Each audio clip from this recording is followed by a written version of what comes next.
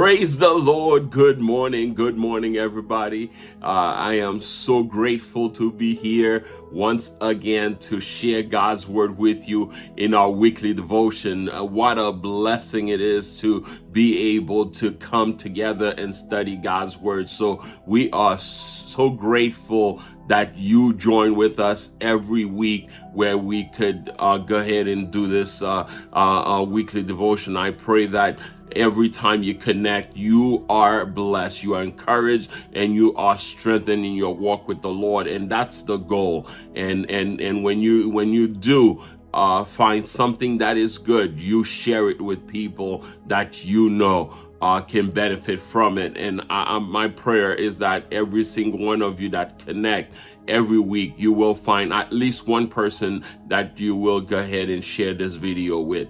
And this morning, I want you to open your Bible with me in 2 Corinthians chapter 4. We're going to read verse 16 to 18. In 2 Corinthians chapter 4, verse 16 to 18. I'm going to read for you. Therefore, we do not lose heart. Though outwardly we are wasting away, yet inwardly we are being renewed day by day. For our light and momentary troubles are achieving for us an eternal glory that far outweighs them all. So we fix our eyes not on what is seen, but on what is unseen. Since what is seen is temporary, but what is unseen is eternal. Amen. So fix our eyes on the invisible. In these verses, the Apostle Paul encourages us to keep our eyes fixed on eternity. Even in the midst of suffering, trials, and human frailty, it makes a strong contrast between the outer man and the inner man. The outer man, our body, our earthly life, who destroys itself, and the inner man, which is our spirit, our relationship with God, who is renewed every single day. Paul calls the sufferings of the present moment light afflictions, not because they are easy, but because he compares them to the eternal glory that awaits us. To look at the invisible is to live by faith, trusting that God is transforming our struggles into something glorious, even if we don't see him yet. In a world where everything seems to be falling apart, where physical, emotional, and spiritual suffering is piling up, how can we hold on? Paul answers, we are not losing. We are not to lose heart. But why and what? Our external reality does not define our eternal future. That is why. Even if our outer man destroys himself, our inner man is renewed. The body ages, suffers and weakens, but God's works in us, in the invisible. He renews our heart, our faith, our hope every single day. Spiritual strength, my friend, does not depend on physical health. Our sufferings are temporary, but their fruit is eternal. Our slight afflictions produce an eternal weight of glory. What are we going through is not in vain. God transformed trials into glory. The heavenly glory will be disproportionately greater than earthly pain. Nothing is lost when one suffers in Christ. Faith, my friend, looks beyond the visible.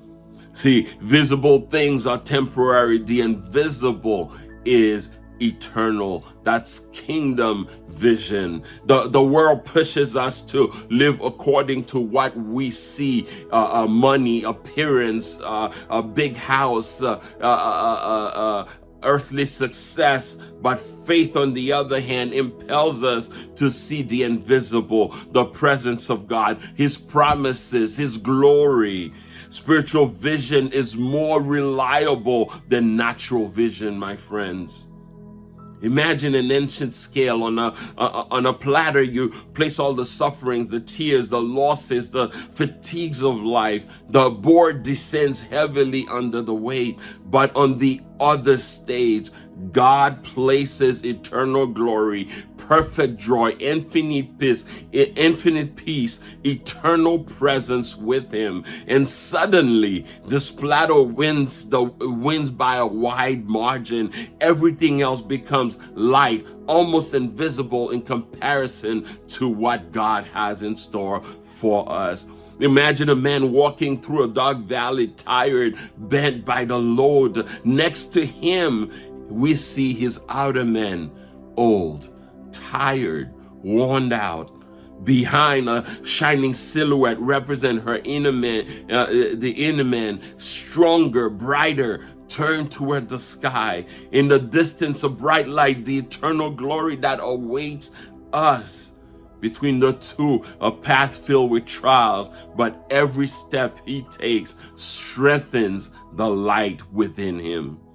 My friends, Paul was in prison, beaten, and whipped for sharing the good news of the gospel. He was shipwrecked and experienced danger at sea and from bandits, fellow Jews, Gentiles, and false believers. He was at times hungry, thirsty, cold, and deprived.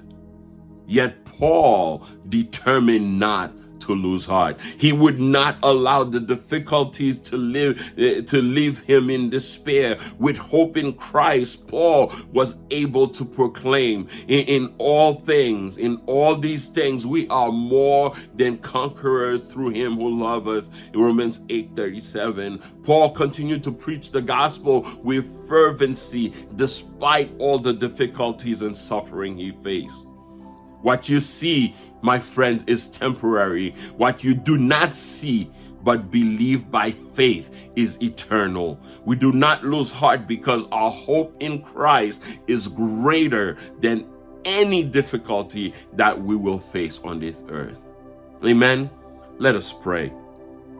Dear God, we thank you. We thank you for your word, oh God. And today, oh God, we pray, oh God, that you will help us, oh God, not to let ourselves be defeated by the divisible trials of this life, oh God. Renew our hearts every day by your spirit, oh God. Teach us to fix our eyes on what is eternal, to live by faith in the hope of your glory, Lord God. May our suffering today not make us away, not take us away from you, oh God, but will bring us even closer to your heart. Father God, we just pray that you will help us, oh God, to keep our eyes on what is not seen, so that, oh God, our faith will be, oh God, will grow, oh God, beyond our understanding. So Father, we are trusting that you will help us today to, oh God, keep our eyes on what is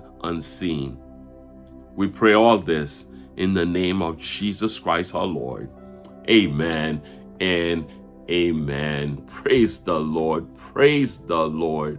I pray that these words encourage you. These words strengthen your walk with the Lord. And remember, keep your eyes on the Lord. Even when you don't see him, he is at work. He is at work. He sees you. He knows you. And he got you. May God bless you and keep you. May God watch over you. May God light shine upon you. May he give you peace today. I love you with the love of the Lord.